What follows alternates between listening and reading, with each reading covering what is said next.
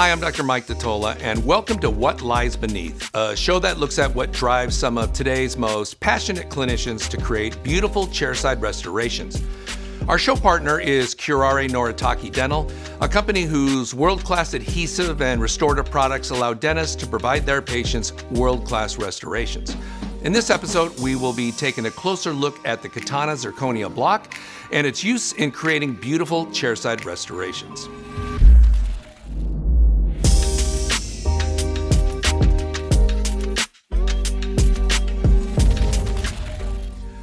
Today's featured clinician is Dr. Nate Lawson. Unhappy with simply having a master's and a doctorate degree, Nate then went on to get his PhD and is currently the Director of Biomaterials at the University of Alabama at Birmingham School of Dentistry. Nate, I always love speaking with you. Thank you for taking some time out of your busy schedule to be with us here today. Oh, thanks, Mike. I always the same enjoy talking to you, so I'm looking forward to it today.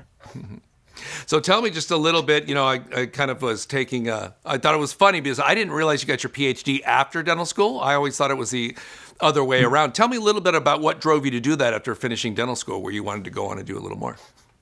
So actually, I did one of these things that's, it was a program run through the NIH where they were funding schools to do combined dental and PhD programs. So there's a number of us that, went through this program. I think prior to funding a DMD PhD, they used to fund PhDs with residencies. And so there's a group of people that did that. And then my generation was these combined DMD PhDs. So I did that. I was kind of attracted to UAB because I had previously worked with John Burgess when he was at LSU and I was in college, and he kind of recruited me up to UAB where they had the combined program, and it was a shortened program. It was only 6 years to get both degrees done, so it was a little stressful, but I think saving a little bit of time was nice, and that was kind of how I did it. Engineering was the PhD component, and got to work with dental materials while doing the PhD. So okay, well, good. I had a front row seat for when zirconia was kind of launched in North America back in 2009, and originally there's a lot of people who were skeptical whether it was going to work, what it was going to do to opposing teeth. I'm wondering how you originally got involved with zirconia, and maybe how your opinions have changed as you've researched it more, or maybe you have the same opinion you did at the beginning. But how'd you originally get involved studying zirconia? Yeah, actually, the interesting thing about that was that when I was doing my PhD work, my thesis was about wear of dental composites. So we were looking at the amount of wear the composite was experiencing. And this was like 2009, 2010. And at that period of time, nobody really cared about wear of composites anymore. They were pretty wear resistant at that point. So I used to present at the research meetings, and no one would ever come to my posters, and no one ever gave me any awards, and I never won anything. And actually, somebody actually mentioned, why don't you study something else? And so that was kind of discouraging. But then right about the time I was about ready to graduate was when full contour zirconia was coming out, and everybody was thinking, man, this full contour zirconia is a crazy concept, because we all know porcelain wears opposing dentition really, really badly, but zirconia is harder and stronger than porcelain. So what is this going to do to opposing teeth? And it was kind of neat because there were some other people in the lab working with me and with Burgess that were looking at trying to find a way to use our same wear machine to look at the wear of the enamel opposing zirconia. And so I got to be involved with some of those projects. And that's how I first got to do any research with zirconia, was looking at the wear of the enamel opposing zirconia, and found out some really neat stuff, which was that zirconia can be very friendly to the opposing dentition, much more friendly even than porcelain. And so that was kind of my introduction to zirconia. It was actually a really great thing, because then everyone was really interested in that topic, because it was a really hot topic. So I went from, I had to finish my PhD in the wear of composites, but I think we maybe published one or two things related to that, but then we got to publish a whole bunch of stuff related to the wear of the enamel opposing zirconia. So that was how I first got introduced to it. Well, that's good timing, a great timing, because there were so many rumors being spread by different speakers and people about how it was going to destroy opposing teeth and other stuff, that it's great that you just happened to stumble upon it then. And obviously it's been a big part of what you've been doing since then. A lot of the published research I see from you has to do with polishing versus glazing zirconia, for example, and how it wears opposing teeth. You're one of the few guests we're going to have on this show who can probably talk to me about how zirconia is actually fabricated, getting to the point of a puck and what happens just to getting to that point. I think most clinical dentists obviously are now familiar with prepping and placing zirconia, but I don't know how much they know about zirconia getting to that state to where the lab's going to use it. What can you give us a little as an overview for how zirconia is fabricated? Yeah, so the neat thing about zirconia, so it starts off as a powder, like a white powder, kind of looks like crushed up pieces of chalk, and they have to take that powder, which is most companies will buy the powder from another company. Like Toso is a big producer of powder in Japan, and a lot of people will buy their powders. And the neat thing about like Katana Zirconia is that Kuraray is a big and Kuraray, I guess Noritake rather, I should say, is a big ceramic company, and so they make ceramics for applications outside of dentistry, and so they know ceramics, and so they actually make their own powder. So it starts off in this powder, and you have to get this powder then into a disc. And I think many people, I'm supposing many people have seen what a disc of zirconia looks like. It looks like kind of like an oversized hockey puck that restorations are milled out of. And, in order to get it into that hockey puck, you have to take these powders and press them into that hockey puck form. And so there is some differences in the way that those powders are pressed into that hockey puck. So the easiest way to do it is just to do like uniaxial pressing of the hockey puck into a mold. So you just have a disc-shaped mold, and you press it from the top and the bottom, and you just press it in there. One of the neat things about, again, the Kuraray's Katana Zirconia is that it's not just uniaxial pressed, it's isostatically pressed, where they put it, the way my simple mind thinks of it, is they put it inside of like a little Ziploc bag, and they put it into a chamber, and that chamber presses on it from all directions. And that just means that the powders can all be uniformly pressed into that hockey puck. And I'll talk about the importance of that in a second as I go through the kind of manufacturing process. And then once you have that puck, it has to be milled. Of course, zirconia can only be milled, at least at this point. There might be some people trying to 3D print it or something in the future, but for right now they're all milled, and they're milled oversized. They're milled, if you ever see like a bridge or something that's been freshly milled out of a zirconia puck, it looks like it belonged on a horse or something, because they're real big. And then you put it into a furnace in order to sinter it. And sintering means that all those little powders, even though they got pressed together into the puck, they're condensed, but there's still voids in between them. And so when you sinter them, you take them to very high temperatures, much higher than glass ceramics, and then you fuse all those particles together, and visually you'll see the crown get smaller, but microscopically all the voids are being taken out of the zirconia. So one of the reasons it's important to have this isostatic pressing is that if you can imagine, you've got this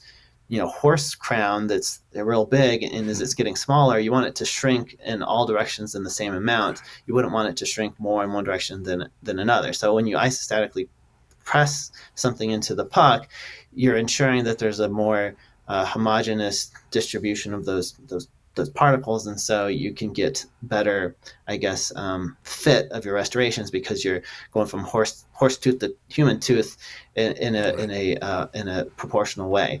And the other nice thing about a material like Katana is, or any quality zirconia, is going to be that they've looked at the parameters of getting something that's a big restoration into a smaller restoration, and they've looked at the fact each puck is has an individual shrinkage factor, and there's been good quality control, because a lot of times what will happen in the laboratories is that when they're putting them in these furnaces, you can have the both the sintering, where the powders come together, and also the there's something called grain growth, which is like once the powders become sintered together, they form these things called grains, and those grains they can grow bigger when you leave it in the furnace longer, which can affect strength and translucency. So again, a quality zirconia manufacturer will kind of research and test the material to find the best sintering parameters for the zirconia and have good quality control. So, there's a lot that kind of goes into the fabrication of a zirconia disc and then a zirconia restoration kind of behind the scenes. And, there's a lot of people making zirconia now, and, there's probably many dentists that never think about what brand of zirconia they're using. But since we're relying on this material for so many, crowns, bridges, full arch prostheses, that you would want to have something that's been, fabricated and quality, fabricated well and had good quality control. Yeah, and it's, Dennis, I remember, being in the lab, and you would see a lot of prescriptions that come in where it would just say PFM, tooth number 3, and it wouldn't request a specific ceramic or a specific metal to be used. And, so dentists sometimes get kind of lazy with prescriptions like that, and they just, will trust their laboratories to, pick the right material. So there's something to be said for that. But it's also, laboratories are also very responsive to what dentists are asking for. And if dentists show a concern for having a brand name zirconia, such as Katana or whatever it may happen to be, laboratories will act in that way because they actually have to fulfill the prescription. So if you're asking for a specific zirconia to use, they have to do that. So it's worthwhile, I think, for dentists to, ask for name brands like this. And to your point with Noritake, at the lab, our history goes back to the Cerebia ZR. It was the first, when we were still layering zirconia, that was the only thing that really worked well for us. And that was my big introduction to Noritake ceramics, and just worked so well and always had, beautiful materials. So it's certainly, and then you take the combination of Kuraray and Noritake and you get the adhesives and then, these great world-class ceramics, and it's quite a combination. Talk to me a little bit about polishing versus glazing. You kind of hinted at it before. Do you see any situations where, glazing would be preferable, or is it pretty much always, polishing's gonna, for the most part, protect the opposing tooth and still have most of the aesthetics that it should have? Yeah, so that's kind of an interesting question. So what happens with the glaze zirconia is you've got about 50 microns of glaze, or that's approximately 50 microns of glaze that you apply onto the zirconia, and that glaze is almost like a feldspathic porcelain. It's a glass kind of material, and so what happens is when you wear against it, you actually start to wear off that glaze, and as you're wearing it off, it can roughen and cause a little bit of wear of your opposing tooth structure. So polished zirconia in one way is friendlier to opposing tooth structure than glaze. My thoughts towards this have changed a little bit after going out and speaking to dentists about things. And in some ways, if the lab decides that they wanted to glaze it, at least in my mind, it's maybe not terrible, because if you think of the process of while the glaze is wearing off, that potentially if you're delivered the crown and your bite wasn't exactly right, then maybe the glaze wearing off could kind of wear in your crown a little bit. I know it's not like the best thing to say. I mean, the ideal would be, get the occlusion spot on when you deliver the crown. The other thing, this is unique to Kuraray with some zirconia. If it's not pre-shaded, or if it only has, one color to it, oftentimes the labs don't want to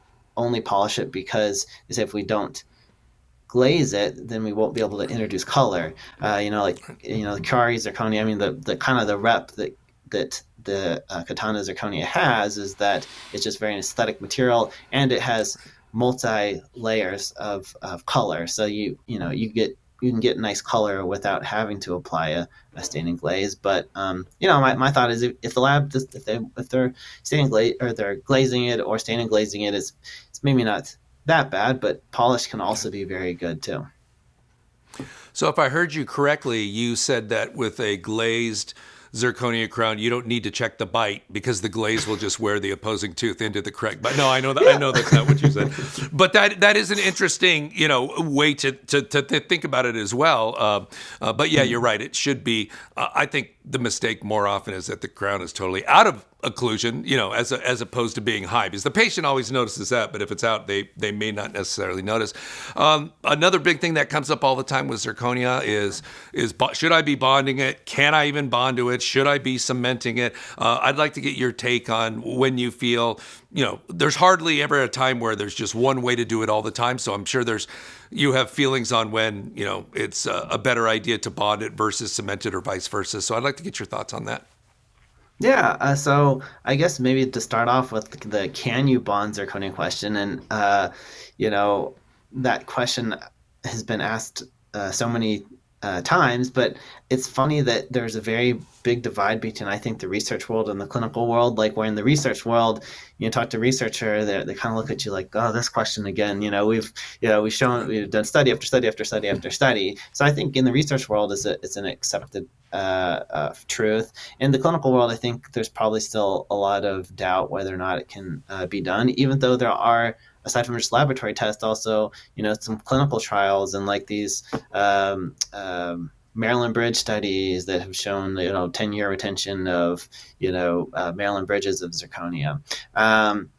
But the question of, so I think you can, and the question of is should you, I think that if we look at the data, only about 38% of restorations are bonded, and within zirconia, I would say about 30% of zirconia restorations are bonded. That was from a practice-based research network study. So, most zirconia is not bonded, but I think there are definitely times to bond zirconia. One of my big ones is for short second molars, where you can, you have a short tooth, so you have limited interocclusal space, so limited restorative material thickness. And so I'm going to bond that restoration, one, to help retain it better, because I have a short tooth usually with short axial walls, but then also to help strengthen the zirconia even. It's a very strong material to start with, but if you bond it, you can get even stronger. So a lot of these short second molars, I like doing a bonded zirconia with like a Maryland bridge type situation. The question always goes, should you do glass ceramic or should you do zirconia? My thought is, with the glass ceramic, even if you believe the bond was going to be better, the failure mechanism would be fracture of a connector. With zirconia, the failure mechanism might just, if you think it's going to debond, it debonds, but then you just bond it back there and you don't have to worry about grinding off a lingual wing and remaking a restoration. So yeah, I definitely think you can. I definitely think there's some good indications for bonding zirconia. It certainly seems like as zirconia use continues to increase, as more dentists get comfortable with it, including chairside CAD/CAM dentists who didn't have it available to them for a long time, it seems like the number of glass ceramic restorations being prescribed continues to drop. Do you think this is a trend that's going to continue? Do you see zirconia becoming like a bigger part of our dental practices? And might there be a day when glass ceramics aren't nearly as relevant today as they were, say, 5-10 years ago? I don't know. I think that probably where I've seen zirconia cut into a big market share would probably be, my guess would be into the PFM market, because I know when they did, like, I think it was a 2016 practice-based research network study, like for single unit posterior crowns, 30% were PFM, 30% were zirconia, and 30% were lithium disilicate materials. And now if you look at our school, where we look at what the students are prescribing, I feel like the full contour zirconia has almost taken control over posterior single units for full coverage crowns, and totally eaten into the PFM market.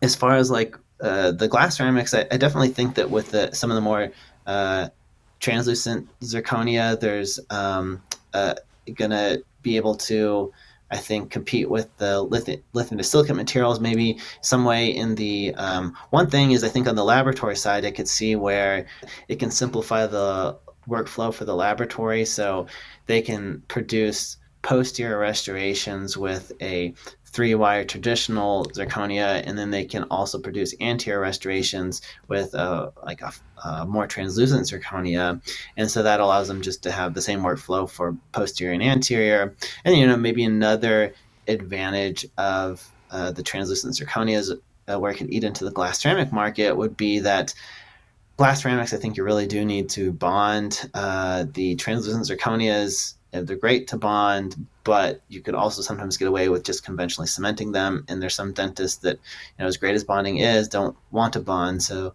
if they want to conventionally cement, they can get something more translucent that they can conventionally cement.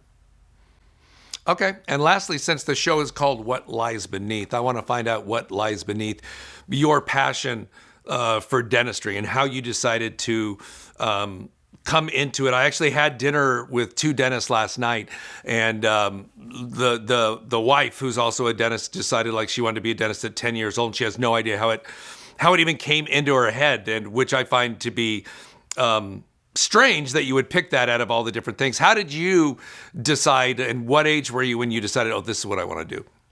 It's funny. Yeah, I think I decided I want to be a dentist when I was in kindergarten or something like that. I have two aunts and an uncle that are dentists, and one of them was a pediatric dentist, so she was my dentist growing up, and I always thought I wanted to be a dentist. And actually,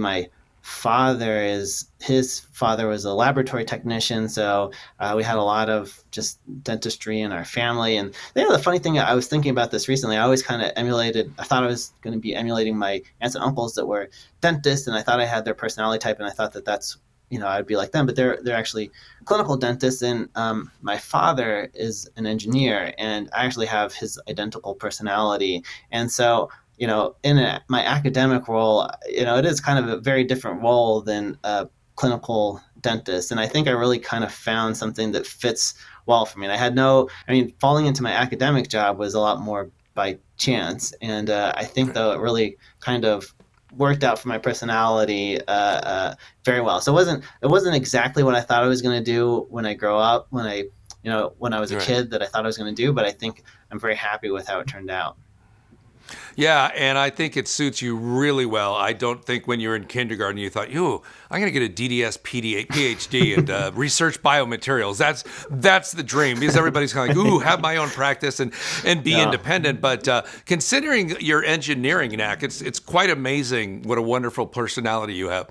Because I don't think engineers are necessarily known as like stand-up comedians or these outgoing personalities. But obviously your speaking schedule shows that how many times you're going out and lecturing, that people really love hearing this material, learning it from you instead of a dry textbook or what they would perceive to be like a typical engineering personality. In fact, I know you're doing a lecture today and you have a small break and you're being with us. So thanks again for spending some time with us and sharing your valuable knowledge with us today, Nate. Well, thanks so much for having me, Mike. And one funny story my dad would always say is, that you've met an extroverted engineer when they look at your shoes instead of their own shoes when they're talking to you. So, but anyhow, just thanks again. It's always a pleasure talking to you, and look forward to the next time. Well, that will wrap it up for this episode of What Lies Beneath. So on behalf of myself, Kuraray Noritake Dental, and Practice Passion, I want to thank you for your time and your continued commitment to quality dentistry.